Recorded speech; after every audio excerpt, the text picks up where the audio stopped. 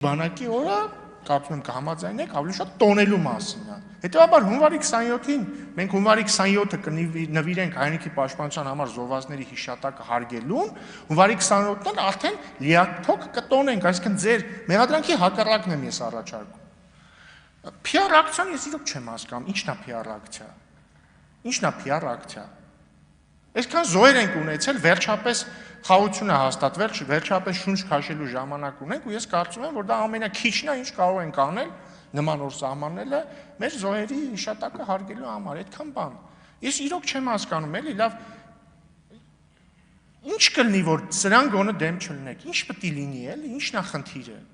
Անպայման ամեն ինչին դեմ լինեք։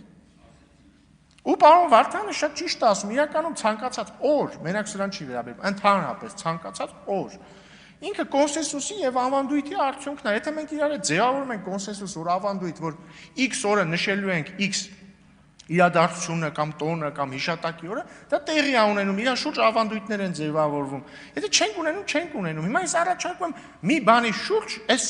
բանը վերջին նստաշրջանն է, այսքան խոսեցինք։ Եկեք այս նստաշրջանը կոնսենսուսով ավարտենք այն հարցերի շուրջ, որոնց շուրջ պետքա կոնսենսուս լինի։ Ես կրկին կոչ եմ անում ձեզ եւ պատիվ ունեմ խմբակցությանը կողմ քվեարկել նախագծին, հա, ներողություն, ամենակարևոր հարցերից մեկին չանդրադարձա,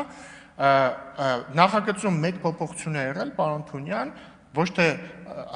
պաշտոնական հրապարակումից հետո 10-րդ օրն է ուժի մեջ մտնում, այլ անմիջապես։